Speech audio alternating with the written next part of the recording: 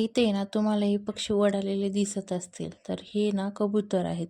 तर आता यांची एक या बिल्डिंगवरती यांची मीटिंग चालू आहे आणि एक ते तिकडं सोलर प्लॅन्ट दिसतो ना, तिकडे एक मीटिंग चालू आहे यांची. असं नेमकं यांचं चालू आहे की अर्धा ग्रुप कुणकडे जायचा आणि अर्धा ग्रुप कुणकडे जायचा, कारण की हे असंच चालू असतं.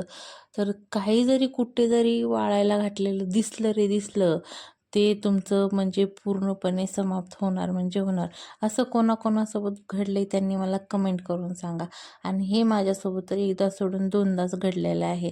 आता या टेरेसवरती काही सुद्धा नाही आहे, म्हणजे काही वगैरे वाळायला वगैरे घातलेलं नाही आहे, तरी पण हे एवढं इथं येऊन बसलेत ना, म्हणजे काही जरी वाळायला घातलं ना, मग ते समाप्त होणार म्हणजे होणार. मला तर याचा खूप अनुभव आलेला आहे. त्याच्यामुळे मी आता सध्या जस्ट म्हणजे वरती वाळायला घातलं ना, असं सोडून येतच नाही, कारण की हे एकदा टोळकं आलं ना, तुमचं वाळायला घातलेलं पूर्णपणे फिनिश होईल. आणि हे घरामध्ये साईने पण भेळच आणली होती थोडीशी खाताना, तर ते ना गॅलरी उघडी राहिल्याच्या नंतर ते आम्ही इकडे रूममध्ये बसलोय आणि हे इकडे येऊन याची पार्टी चालू आहे. म्हणजे बघा हे असं असतं. तर जो असो त्यांचं त्यांचं ते काम करत आहेत, मी माझं माझं काम करते. आता मी याकडे आहेत ना खूप दिवस झालं घेऊन ठेवल्या होत्या, तर ठेवल्या होत्या आता बरेच यावर बोलणे बी खाल्ले की हळदी कुंकू लावून पुंज वगैरे किंवा काही करू म्हणून. त्यामुळे म्हणलं चला आता हळदी कुंकू संपवण्यापेक्षा आपण याच्यामध्ये काहीतरी जेवण बनवूया.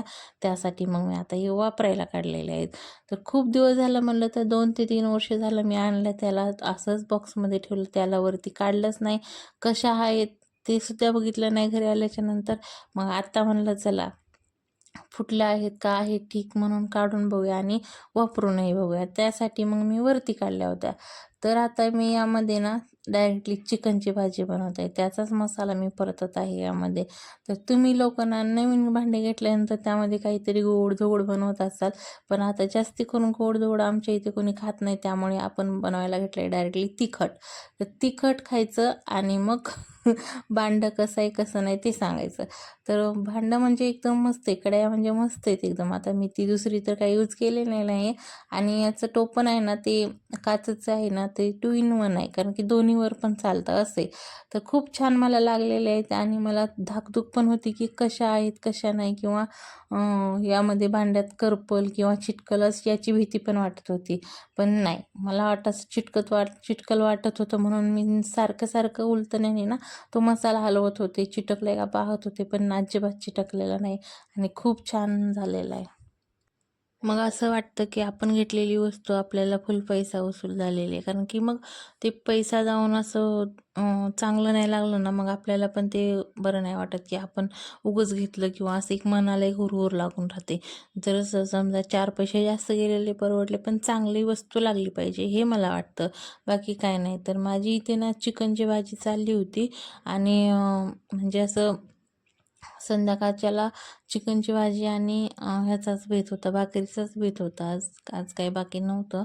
तसं पण म्हणलं तर संध्याकाळचं थोडंसं जेवण म्हणजे एवढं काही जास्ती बनवत नाही मी. एक भाजी, भाकरी, आणि डेली आमच्या इथं संध्याकाळी भाकरी लागते. त्यामुळे मग डेलीच्या भाकरी असतात. आता तुम्ही म्हणत असाल ही बाई सारखी भाकरीच करत असते. तर हो, आमच्या इथे ना सकाळी चपाती लागते आणि संध्याकाळी भाकरी लागते. जर काही जरी वेगळं बनवलं तुम्ही, तर ते एखाद्यासाठी एखादी भाकर तर टाकावीच लागते. त्यामुळे मग ते संध्याकाळची भाकरी फिक्स असते. तर एका साईडला ना चिकन शिजायला घातलं होतं आणि एका साईडला ना भाकरी बनवायला चालू होती. तर माझं चिकनही शिजलेलं होतं आणि भाकरी पण आता झालेली होती. तर आता किचन वाटा आवरून घ्यायचा होता. आता हे सगळ्यात म्हणजे लास्टचं काम असतं ते की सर्व किचन वाटा वगैरे आवरून घेणे. तर आता जेवणं वगैरे करायचे अजून बाकी होते, पण जेवणं वगैरे करायच्या आधीच मी किचन वाटा वगैरे आवरून घेते. त्यानंतर मग जेवलेली भांडी आणि स्वयंपाक केलेली भांडी असतात ना ती एकत्र, म्हणजे पण स्वयंपाक केलेली भांडी काही एवढी जास्ती नाहीत पडत, कारण की 6 वाजता चहा वगैरे घेतल्याच्या नंतर मी सर्व दिवसभराची भांडी किंवा चहा वगैरे घेतलेली भांडी घासते, आणि स्वयंपाक संध्याकाळचा थोडा असल्यामुळे ना भांडी पण थोडीच पडतात. तर चला, माझा व्हिडिओ तुम्हाला कसा वाटला कसा नाही नक्की कमेंट करून सांगा, आणि चॅनलवर नवीन असाल तर एक सबस्क्रायबर जरूर करा.